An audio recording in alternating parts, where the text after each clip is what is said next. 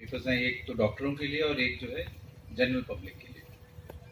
डॉक्टरों के लिए बेसिक इशू ये होता है कि हम इनको अगर इन्फ्लुएंजा हम कब सस्पेक्ट करें, क्या ट्रीटमेंट देना चाहिए और क्या डायग्नोसिस के लिए टेस्ट करने चाहिए, और कब हमें ये समझना चाहिए कि इसमें एडमिशन की ज़रूरत है या आईसीयू केयर की ज़रूरत पड़ सकती है। इसका ये मतलब हुआ कि क्या टेस्ट अवेलेबल हैं, आरटीपीसीआर टेस्ट।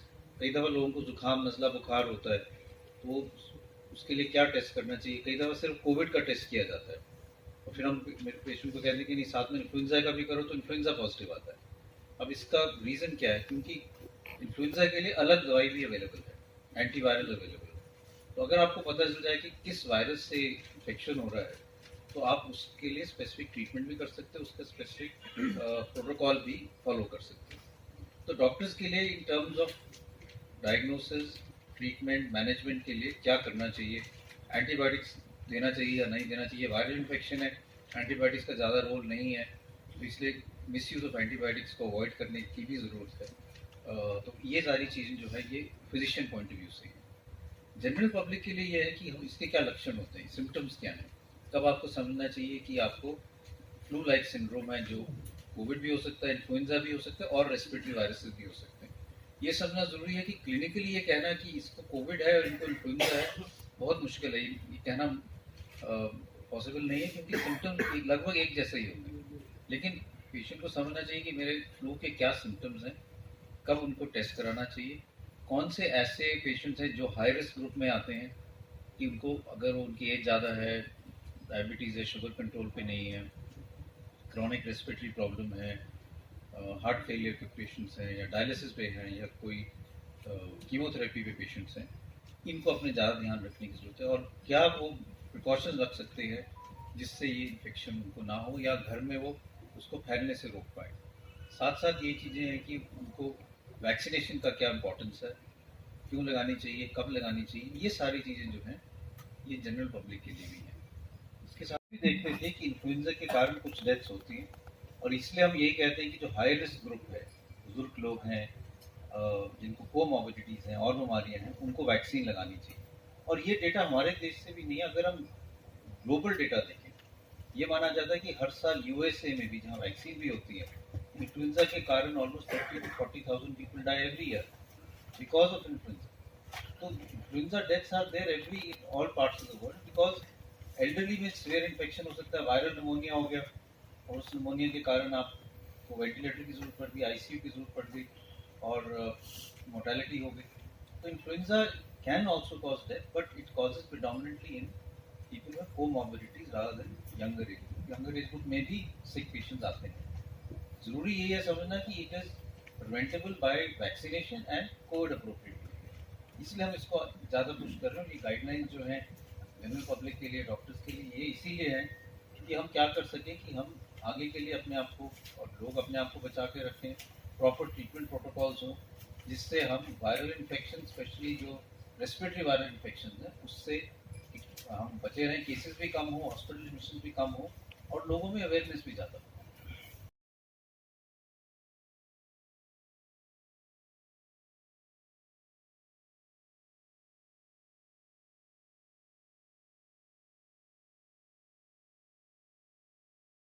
एक तो आपने सुना डॉक्टर डुमरा, एक डॉक्टर मुकेश ने बताया about the Covid and the impact of Covid in the long term.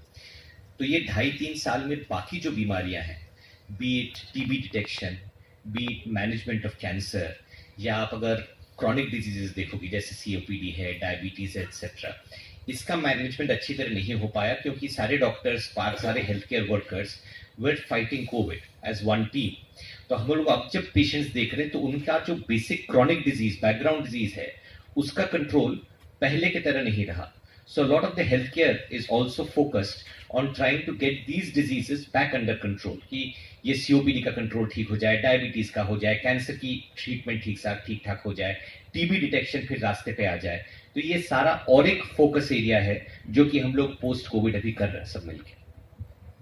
कि कोरोना में पूरे जो डिजीज थे उन पे हावी हो गया, और दूसरे जो छोटे छोटे वायरल इन्फेक्शन या सो एंड सो टीबी बताया, कैंसर बताया, उसको हम भूल गए।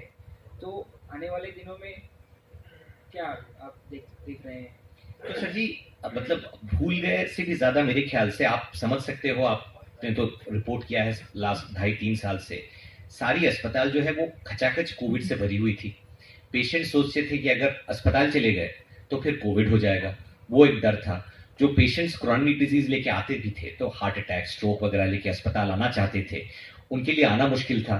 अगर आना मुश्किल नहीं था फिर आना नहीं चाहते थे। तो ये टीबी डिटेक्शन हुआ, कैंसर डिटेक्शन, कैंसर मैनेजमेंट हुआ, क्रॉनिक डिजीज हुआ, हम लोग कोविड से लड़ने के बावजूद इन बीमारियों में 2-3 कदम पीछे चले गए हैं। और वो हम लोगों को आगे बढ़ना है और फोकस डालना है, हमको ये सारी बीमारियों को फिर से कंट्रोल में आना है, and that is the future. और ये हो रहा है काफी हद तक, ऐसा नहीं कि हो नहीं रहा है। बहुत ज्यादा भीड़ है अभी अस्पतालों में, लोग आ रहे हैं अपना क्रॉनिक डिजीज मैनेजमेंट कर रहे हैं। जो 2-2.5 साल तक अस्पताल में नहीं आ पाए हैं वो अब वापस अस्पताल में आके अपने क्रॉनिक डिजीज का मैनेजमेंट फिर से कर रहे हैं। तो this is not a negative message, it's a positive message. ऐसा नहीं है कि हम लोग दुखी हैं, घर में बैठे हैं डॉक्टर पेशेंट्स कि कुछ हो नहीं रहा है। ये बोलना चाहते हैं कि बहुत कुछ हो रहा है, क्रॉनिक डिजीज के ऊपर बहुत ज्यादा फोकस है, गवर्नमेंट एडवोकेसी लेवल से है, और doctor Guleria I am sure will talk about it, but medical level, doctor के लेवल, क्लिनिशियन के लेवल से भी काफी चेष्टा चल रही है। ઘણા બધા ઇન્સિડન્ટ્સ આપણે જોયા છે કે કોવિડ પછી યંગ પેશન્ટ એ લોકો હાર્ટ એટેક સાથે આઈધર હોસ્પિટલાઇઝ થાય છે અથવા તો એમનું ઘરે મૃત્યુ થાય છે.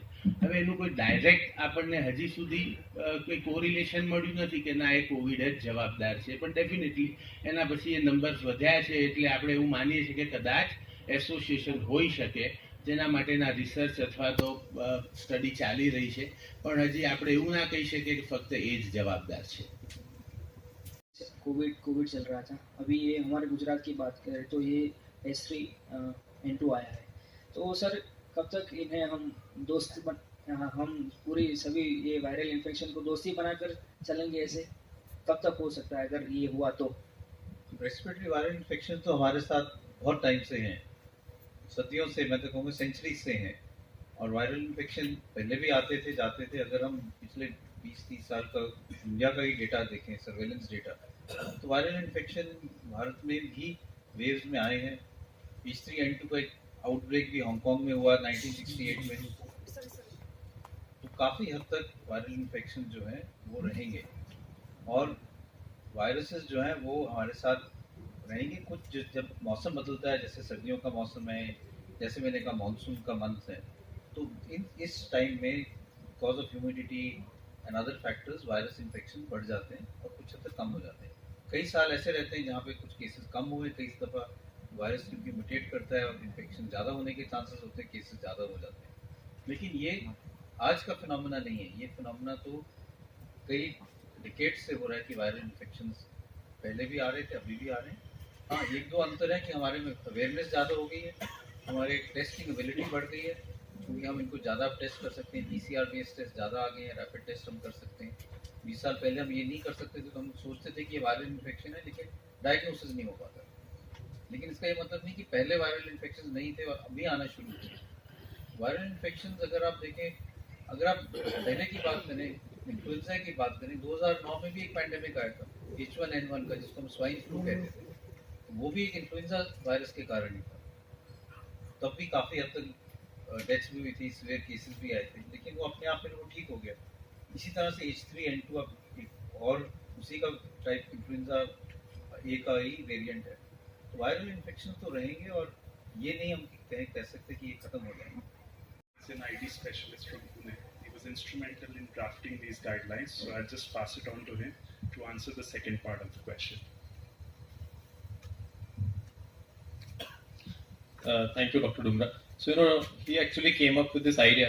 Hindi please sir. Okay. So, Dr. Dumra, उनको actually ये, उनकी एक आइडिया थी कि यहाँ पे इतने सारे डॉक्टर्स इकट्ठा हो रहे हैं पल्मोनोलॉजी कॉन्फ्रेंस के लिए, और ये एक इशू है अभी कम्युनिटी में, तो क्यों ना हम सारे मिलके एक गाइडलाइंस बनाते हैं इस पे। जैसे गुलेरिया सर ने कहा, कई डॉक्टर्स के प्रैक्टिसेस अलग अलग होते हैं, तो ये एक अटेम्प्ट है कि उसको स्टैंडर्डाइज करने की है, क्योंकि किन पेशेंट्स को हम एंटीवायरल्स देना चाहते हैं, किस पॉइंट्स के ऊपर एंटीवायरल्स देने चाहिए। ऐसे नहीं है कि हर एक को एंटीवायरल से बेनिफिट होता है। जैसे हम बैक्टीरियल रेजिस्टेंस के बारे में बात करते हैं, वैसे वायरल रेजिस्टेंस भी एक चीज़ होती है। तो अननेसेसरीली एंटीवायरल्स देना वो भी हानिकारक हो सकता है. So there are only specific patients जो ये एंटीवायरल से बेनिफिट करेंगे. तो वो पेशेंट्स कौन है आइडेंटिफाई करने के लिए, टेस्टिंग के लिए पेशेंट्स कौन है, क्योंकि वे पीसीआर बेस्ड टेस्ट है, तो ऐसे नहीं है कि ये करना बहुत आसान है. उसमें कॉस्ट फैक्टर्स है, अवेलेबिलिटी के फैक्टर्स है.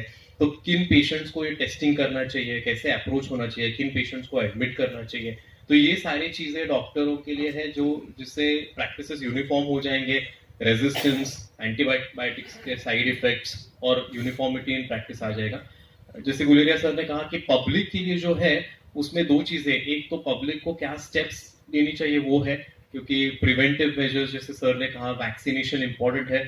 इंडिया में इन्फ्लुएंजा वैक्सीन की तरफ ज्यादा ध्यान पब्लिक का जाता नहीं है, और नॉर्मली हम उसके बारे में बात नहीं करते. We talk a lot about other vaccine. Covid vaccine के बारे में बहुत चर्चा हुई, पर इन्फ्लुएंजा वैक्सीन जैसे कई वेस्टर्न कंट्रीज है जहाँ पे यूएस में most adult patients yearly basis पे इन्फ्लुएंजा वैक्सीन लेते हैं, तो उसके बारे में इंडिया में उतनी बात नहीं होती जितनी होनी चाहिए. तो ये एक अवेयरनेस क्रिएट करने की भी अपॉर्चुनिटी है, और दूसरा पैनिक कम करने के लिए भी, क्योंकि हम पब्लिक रोज प्रिंट मीडिया में पढ़ती है कि इन्फ्लुएंजा के केसेस बढ़ रहे हैं. So what does it mean? कई लोगों के मन में ये सवाल आता है कि इससे और एक पैंडेमिक होगा क्या? अभी हम लोग एक पैंडेमिक से गुजर चुके हैं, तो एक और होगा क्या? तो उसके बारे में what step should they take. उसमें बाकी भी चीजें हैं कि they should not self medicate. खुद दवाई नहीं चालू करनी चाहिए, खुद एंटीबायोटिक्स नहीं लेनी चाहिए, इससे प्रॉब्लम्स बढ़ सकते हैं. तो कब डॉक्टरों के पास जाना है, कब मेडिकल हेल्प लेनी है, वैक्सीनेशन के बारे में अवेयरनेस पैदा करना और थोड़ी पैनिक कम करना, ये सारी चीजें पब्लिक के लिए है उन गाइडलाइंस. 7 सजेशन है डॉक्टर के लिए और 10 जैसे टॉपिक हैं वो आम जनता के लिए है.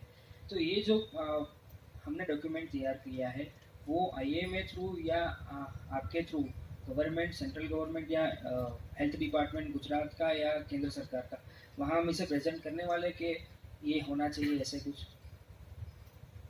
मेरे को पता है कि ये डॉक्यूमेंट जो है हम जनरल पब्लिक के लिए रिलीज करेंगे, जो लोगों के लिए है.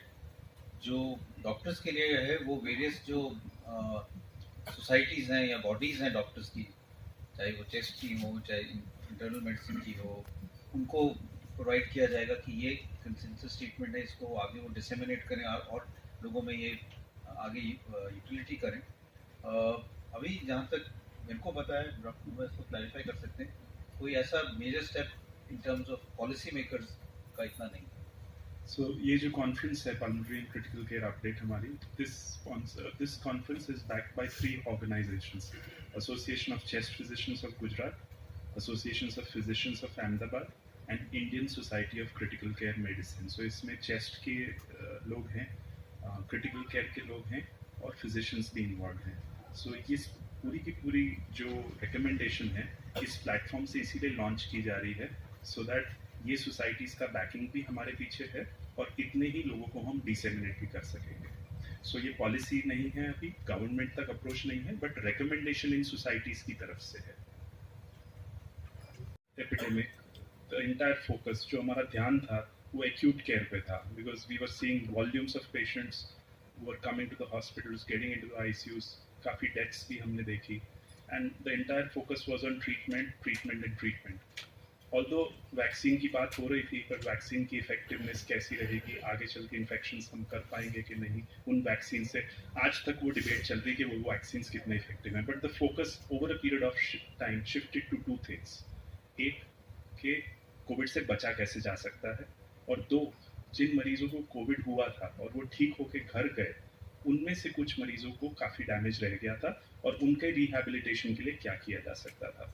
सो what we have been seeing in the OPDs post Covid, खास करके वो मरीज जिनको काफ़ी हद तक तकलीफें कोविड के दरमियान रही, आईसीयू में रहे, लंबे समय हॉस्पिटल के अंदर रहे, वेंटिलेटर की ज़रूरत पड़ी, काफ़ी सारे मरीज उनमें से रिकवर हुए हैं.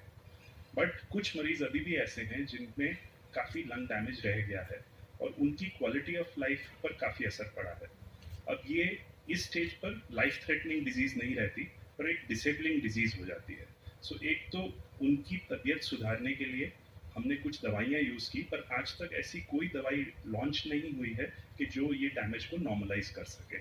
सो काफ़ी हद तक फोकस रिहैबिलिटेशन पे है, pulmonary rehabilitation, which includes diet, nutrition counseling, exercising, trying to get the body's immunity and body's power back to normal. So वहाँ पर काफ़ी फोकस रहा है। और दूसरी बात ये है कि अगर ये डैमेज लंग्स में फ्यूचर में और कोई वायरल इन्फेक्शन या और कोई इंसिडेंस नॉन वायरल भी ऐड हो जाता है, निमोनिया हो गया, सिंपली सेइंग कि किसी आदमी को ऑलरेडी कोविड की वजह से डैमेज लंग है, उसको कोई फ्यूचर में लंग डिजीज हो जाती है, तो उनकी सहन करने की ताकत बहुत कम है। और वो चैलेंजेस हम अब देखना शुरू कर चुके हैं। जैसे एक मरीज को पहले कोविड हो चुका था, वो काफ़ी टाइम आईसीयू में रहा, घर जाने के 1 साल बाद उसको इन्फ्लुएंजा वायरस के साथ दोबारा हॉस्पिटल में आना पड़ा। नॉट बिकॉज कि वो इन्फ्लुएंजा वायरस ज़्यादा तकलीफ वाला था, बट उसकी रेजिस्टेंस इतनी कम थी, उसकी बॉडी की इम्यूनिटी इतनी कम थी, सहन करने की ताकत इतनी कम थी कि वो आईसीयू तक आ रहे हैं। सो ये कोविड के जो डैमेजेस रह गए हैं, it is an evolving process which we are trying to understand over a point of time. Lastly काफ़ी सारे मरीजों ने हमको ये पूछा कि जब से हमको कोविड हुआ उसके बाद हमको वायरल इन्फेक्शंस बार बार होने लग गए हैं, तो हमारी इम्यूनिटी कम हो गई है कोविड की वजह से। And that is also something in research which we are looking at. Maybe in the next year or so, we'll have some better answers for you. Treatment aspect बाकी का फॉलोअप हो रहा है। और मैं एक चीज़ ऐड करना चाहता हूँ, अगर in spite of all this effort patient improve नहीं हो रहे बिकॉज ऑफ एक्सटेंसिव डैमेज हुआ है अगर लंग्स में, तो इसीलिए एक जो लास्ट रिसोर्ट बचता है वो होता है लंग ट्रांसप्लांट, जिसके बारे में भी ये कॉन्फ्रेंस में बहुत सारा डिस्कशन हुआ है। और इनफैक्ट हमारा पहला ट्रांसप्लांट भी हमने कल एक पेशेंट में किया है। तो ये लास्ट रिसोर्ट है, अगर पेशेंट इम्प्रूव नहीं हो रहा है रिहेबिलिटेशन से, जो दवाइयाँ अवेलेबल है उससे, तो उसके लिए भी आगे साइंस ट्राई कर रहा है कि उसमें पेशेंट को जैसे अच्छी क्वालिटी दे हम। 700 delegates